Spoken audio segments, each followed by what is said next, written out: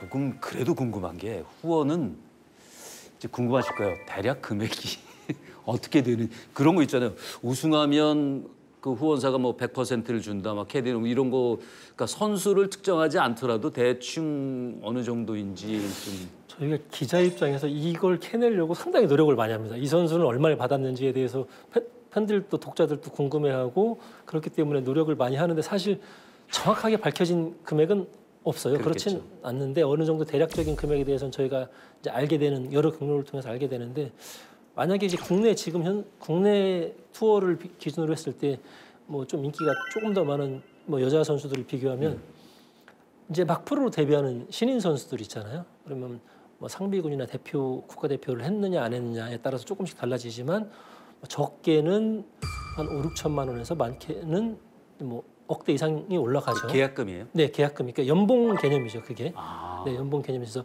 뭐 정말 뛰어난 아마추어 시절부터 정말 뛰어난 활약을 했다. 그러면 뭐 1억, 2억까지도 올라가고 2년 뒤, 3년 뒤 재계약할 때 어떤 활약을 펼쳤냐에 따라서 뭐 이 몸값이 2배도 되고 3배도 되고 반토막이 되기도 하고 뭐 이렇게 변화가 되죠. 어이없이 부르는 사람도 있지 않을까 싶어요.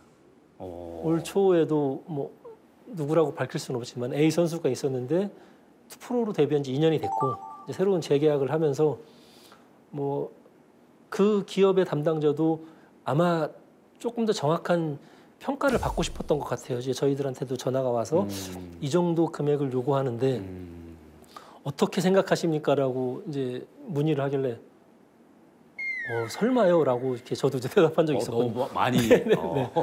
아니, 설마 그 돈을 그 금액을 다 받을 생각인가요? 그렇게 물었더니 맞다, 양보할 생각이 없다라고 해서 깜짝 놀랐었는데 오히려 그 선수가 그렇게 요구를 한 다음부터 이게 또 그 스토브리그 시장에 약간 소문이 났습니다.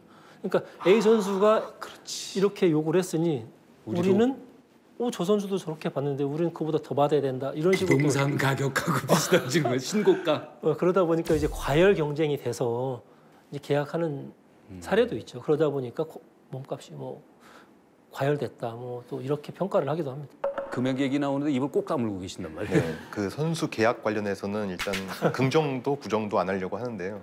지금 말씀 주신 것처럼 그 선수들이 이제 과하게 요구하는 경우도 있다라고 말씀하셨는데 저는 그 부분에 대해서는 충분히 그럴 수 있다라고 생각합니다. 선수 입장에서? 예, 본인의 가치를 본인이 판단해서 그거를 어필하는 부분은 가능하고 서로가 이제 협의를 할 수 있는 부분이라고 생각을 하는데 그렇기 때문에 더욱더 그 후원을 하는 기업들은 본인들만의 어떤 정확한 기준을 좀 갖고 있어야 되는 거라고 생각을 합니다. 만약에 스폰서 입장에서 선수가 그렇게 요구를 한단 말이에요. 당혹스럽게. 그러면 어떻게 대응하실 거예요? 저희는 저희만의 기준이 있습니다. 그러니까 선수를 나름대로 책정하는 기준이 있고 그 선수가 어느 정도 선을 넘어서는 순간부터는 굉장히 저희가 만든 기준에 딱 들어가게 돼 있거든요. 저희 나름대로의 그 말한 기준점, 실은 그 부분을 지금 말씀을 못 드리지만 그 기준점이 있기 때문에 오히려 그런 명확한 기준점으로 얘기하다 보면 일이 더 쉽게 풀리는 경우가 있고요. 그리고 또 그런 대형 스타들은 또 본인이 그 저희와 장기간 함께하면서 본인의 색깔 자체가 저희와 이미 동일시됐다라고 생각을 하거든요. 그래서 그거를 기준으로 무조건 같이 간다라는 전제하에 또 얘기를 하면 더 잘 풀리는 경우가 있습니다. 그리고 그 계약서상에 그거 말고도 또 뭐 다른 뭐 사인회 뭐 여러 가지 또 있다면서요? 어떤 것들이 있나요? 굉장히 그 계약서에는 나와 있지 않지만 그 저희 같은 경우는 선수들한테 좀 더 이제 그 관계를 유대를 강화하려는 좀 노력을 좀 많이 합니다. 선수와. 예를 들면 뭐 경조사 같은 거를 좀 챙겨준다든지 뭐 예를 들면 김시우 선수가 뭐 애가 태어났다. 그럼 저희가 베네쩌고리 같은 거만 해가지고 선물을 보낸다든지 그리고 또 처음에 이제 저희랑 계약을 하면 예를 들면 샴페인을 선수가 먹지 않더라도 가족분들한테 전달을 해서 이렇게 그 계약 성사 자체를 좀 축하할 수 있는 그런 기회를 준다든지 그러니까 굉장히 저희가 그 작은 부분도 많이 신경 쓰려고 노력을 하고 있습니다. 감동적일 수 있죠. 그런 회사가 있잖아요. 신입사원으로 들어갔더니 그 회사 대표 이름으로 부모님 댁으로 화환이나 이거 케이크를 보내는. 그러면은 애 오면 야 월급 많이 달라고 하지 말고 열심히 일해. 이렇게 되는 거예요. 신뢰? 뭐 이런 건가요? 또 스포츠 마케팅, 골프 마케팅을 오래 한 기업들은 이런 기준들이 이제 또 세워져 있고 또 그런 것들이 쌓여 있기 때문에 쉬울 수 있는데 그렇지. 또 그렇지 않은 또 기업들도 이제 막 또 시작한 맞아, 기업들도 맞아, 있고 맞아, 맞아. 또 이렇게 조직이 체계화되지 않은 기업들도 있고 이러다 보면 그러니까 기업 입장하고 선수 입장하고 또 그 매니지먼트 입장하고 서로 이제 의견이 달라서 그런 것 때문에 계약 시장에서 마음이 또 상하는 그러니까. 경우들도 종종 있습니다. 네, 네. 있어요. 그 후원 시장도 이제는 체계적으로 좀 어떤 기준이 좀 생기고 뭐 기업 입장에서도 그렇고 뭐 선수나 매니지먼트 입장에서도 본인들의 평가를 제대로 해서 요구할 수 있는 이런 좀 문화도 이제는 좀 정착이 되면 서로 윈윈할 수 있다고 생각을 하거든요. 또 하나가 선수들에게 주어지는 게 이제 인센티브. 네. 요거는 동기부여에 금전적인 것도 그렇지만 여러 가지로 상당히 중요한 부분 아닌가 싶어요. 굉장히 중요한 부분이다. 그 저희 같은 경우는 그 인센티브를 좀 더 이 선수가 본인의 꿈을 달성하는 데에 초점을 좀 맞춰 있습니다. 그러니까 예를 들면 뭐 해외 진출 시도를 한다든지, 그래서 이제 좀 더 큰 무대에 대한 도전을 한다든지, 그래서 그런 부분들에 대한 성과를 좀 더 높게 사서 그 선수들이 좀 더 해외 무대로 진출할 수 있는 기회를 더 많이 확보해 나가도록 그렇게 노력을 하고 있습니다. 우리나라 선수도 해외 투어에 많이 도전하고 있고 실제 그동안 많이 그래 왔는데 반대로 해외에 있는 좀 뭐 유명한 선수라든지 유능한 선수들도 우리나라에 올 수 있는 그런 제도의 필요성 이런 것도 조영로 기자 좀 얘기하지 않습니까? 제가 요즘 국내 투어를 보면서 조금 안타까운 부분 중에 하나가 이제 국제 대회가 조금 줄어들었다. 국내에서 네, 열리는? 네. 그러니까 사실 우리 내부에서는 상당히 잘하는 선수로 다 인정받고 있는데 네. 이들이 해외 무대에 나갔을 때 어떤 정도의 경쟁력을 갖추고 있는지는 나가서 경쟁해봐야 알거든요.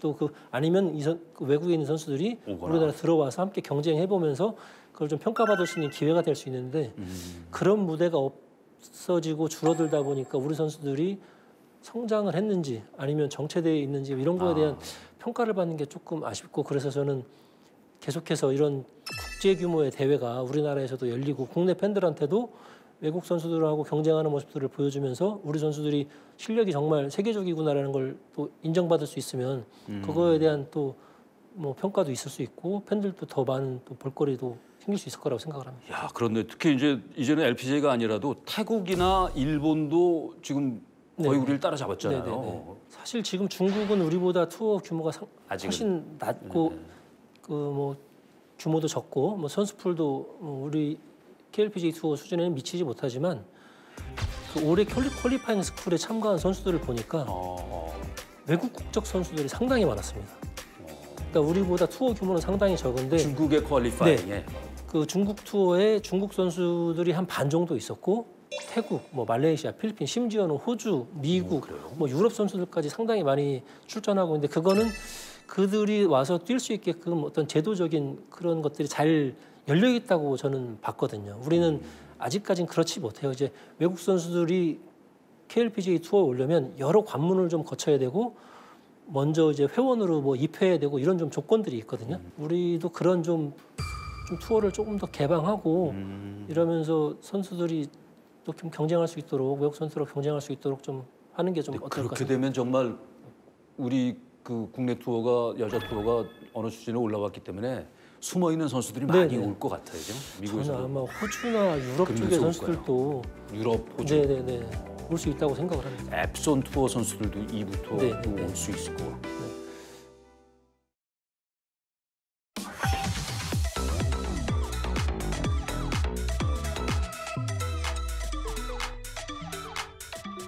대회 얘기로 좀 그럼 넘어가 볼까요? 저희가 국내 대회, 해외 대회 많이 하셨죠? 네네. 최초의 그 LPGA 국내 대회, PGA 나인브리지 클래식의 대회가 열렸었고, 그다음에 이제 최경주 프로와 함께 그 CJ 인비테이셔널 맞아, 호스티드 바이 KJ 초이. 그다음에 국내에서 이제 최초의 PGA 투어 대회, CJ 컵. CJ 컵 나인브리지스. 맞아. 예, 지금은 이제 미국에서 정규 투어 중에 하나로 더 CJ컵 바이런 넬슨이라는 대회를 지금 매년 4월 말에서 5월로 넘어가는 그 타임 프레임에 저희가 계속 개최를 하고 있습니다. 제주에서 할 때 참 우리는 좋았는데 코로나 터지면서 미국으로 넘어갔단 말이에요. 또 기억에 2017년도가 첫 대회였죠. 맞습니다. 그때 17년, 그때 갔을 때 18년. 저희도 설렜어요. 그렇죠. 사실 우리나라에서 PGA 투어가 열린다는 맞아. 것들이 취재하는 입장에서도 설렜고 그 당시에 뭐 필 미켈슨이라든지 뭐 이런 대단한 선수들이 많이 왔었어요. 캡카, 네네. 저스틴 토마스. 네. 캡카가 여러 번 왔죠. 네네. CJ 컵 바이런 넬슨이 되면서 그 동안의 CJ 컵과 달라진 점은 어떤 것이 있어요? 일단 가장 크게 달라지는 점은 그 기존의 CJ가 타이틀 스폰서이면서 호스트 네. 조직이었거든요. 근데 호스트 조직이라고 하면 이제 재정적인, 운영적인 그 모든 부담을 갖게 됩니다. 근데 이제 타이틀 스폰서 같은 경우는 그 부분보다는 좀 더 마케팅에 치중하는 쪽으로. 그래서 저희도 이제 아무래도 그 글로벌 비즈니스가 좀 더 중요하게 되다 보니까 이 골프 대회를 통해서 이제 마케팅적인 활용도를 좀 더 높이는 쪽으로 좀 집중할 수 있게 되었습니다. 선수들 입장에서는 장점도 있고 아쉬운 점도 있고 뭐 여러 가지가 있겠네요. 아무래도 선수들 입장에서는 아쉬운 부분이 많을 겁니다. 그러니까 기존에 그 국내에서 대회를 했을 때는 그 KPGA 선수들한테 좀 더 많은 출전권을 저희가 좋죠. 줬었습니다. 네, 근데 아쉽게도 이게 타이틀 스폰서로 전환이 되면서 그 부분은 조금 많이 줄어들게 돼서 실은 그 부분이 가장 좀 안타까운 부분이라고 말씀드릴 수 있습니다. 국내에서 대회하면서 특히 마지막으로 한 2019년에 저는 아침을 숙소에서 안 먹고 좀 일찍 나와서 골프장에서 먹었어요. 너무 맛있었어요. 기자들도 마찬가지 아니에요? 맛집이잖아요, 맛집. 국내에서 연 것보다 글로벌화하는 데 상당히 큰 도움이 됐던 것 같아요, 음식이. 네, 맞습니다. 저희가 이제 내부 그 셰프분들을 한 20분 이상을 모시고 직접 가거든요. 한국에서요? 네. 골프 대회에서 선수들의 음식에 그렇게 신경을 쓰는 맞아요. 대회가 많지 않습니다.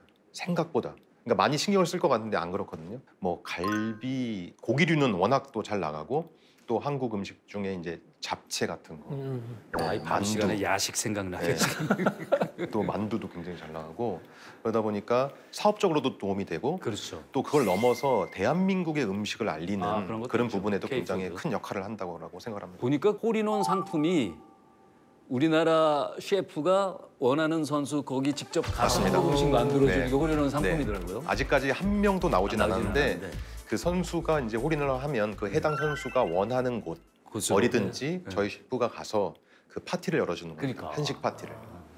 한국 선수가 하면 그냥 서울에서 그러면 앞으로는 이 PGA 투어 저 대회를 이제 계속 하시면서 한국에서 개최할 가능성은 그럼 아직은 좀 좀 다른 형태로 국내에서 할 수 있는 부분에 대해서 계속 검토 중에 있고요. 그런 부분이 좀 저 개인적으로는 앞으로 좀 가까운 시일 내에 좀 현실이 됐으면 하는 바람입니다. 2017년부터 있었던 CJ 그걸 잊을 수가 없잖아요. 수많은 그 대한민국의 진짜 팬들이 그 제주도에 쫙 네. 가서 네. 주차장 그 들판에 네, 맞습니다. 가서 수많은 사람들이 여기저기서 와서 묵묵히 기다리고 걸으면서 선수들 보는 만족. 그래? 이거 이런 대회가 아마 수도권에서 열리면 정말 그럼 교통 뭐 마비죠. 골프장이 마비가 될 정도로 마비가 정말 되겠지. 엄청난 인파가 몰려올 것 같은데 그러니까. CJ에서 조금 더 노력해 주시죠. 최선을 한번 다해보겠습니다. 알겠습니다. 그럼 얘기 나온 김에 오늘 마지막 거의 이제 마칠 시간이 됐으니까 두 분이 그 골프 전문 기자로서 스포츠 골프 전문 마케터로서 앞으로 남자 프로 골프 투어는 어떻게 될 것 같다? 어떻게 예측된다? 이런 거 좀 생각하시는 대로 좀 말씀을 하신다면. 골프는 국경이 없는 스포츠다라고 생각을 하거든요. 그리고 모든 프로 골퍼들은 FA다. 자기의 기량과 실력에 따라서는 제약 없이 모든 투어를 다 뛸 수가 있어요. 그러니까 예를 들면 뭐 야구나 축구 선수들은 한 팀에 소속돼 있어 하나의 리그에서만 뛸 수 있지만 골프 선수는 그렇지 않습니다. 그렇다 보니 우리 선수들도 국내에 만족하지 말고 조금 더 해외 무대를 적극적으로 진출해서 자기 기량을 좀 발전시키고 해서 미국이든 유럽이든 아시안 투어든 계속 나가서 그러면 뭐 큰 시장에서 뛰는 만큼의 또 성과도 얻을 수 있고 또 팬들한테도 또 다양한 모습도 보여줄 수 있고 그러면 골프 투어 그리고 골프를 보려고 하는 팬들에게 조금 더 좋은 모습들, 다양한 모습들을 많이 보여줘서 이게 발전하는 데 좀 도움이 되지 않을까 이렇게 생각을 합니다. 저도 뭐 주영록 기자님 말씀하신 대로 전적으로 동감하고요. 막상 우리 한국의 선수들 지금 해외 나가보면 경쟁력이 있거든요. 어. 그래서 좀 더 그런 도전하는 부분에 있어서 좀 더 적극적이었으면 하는 바람이 있고 그렇게 되면 자연스럽게 한국 골프가 되게 발전이 되고 그게 결국은 국내 투어에도 또 좋은 영향을 미칠 거거든요. 그렇죠. 이 선수들이 국내에서 발전해서 또 해외 무대도 나가고 또 그 경험을 바탕으로 후배들도 또 배워 나가고 도전을 게을리하지 않는다면 앞으로 정말 많이 발전할 거라고 생각을 합니다. 주영로 기자는 그동안 말을 이렇게 잘하시고 많이 알면서 왜 안 나왔어요? 클럽하우스에 올해 나오려고 안 나오셨나? 불러주시면 계속 나오겠습니다. 그리고 늦었지만 이제 결혼한 지 몇 개월 된 거죠? 이제 1년? 아, 예, 저 1년 조금 넘었습니다. 죄송합니다. 1년 넘은 거. 작년 생각을 해가지고.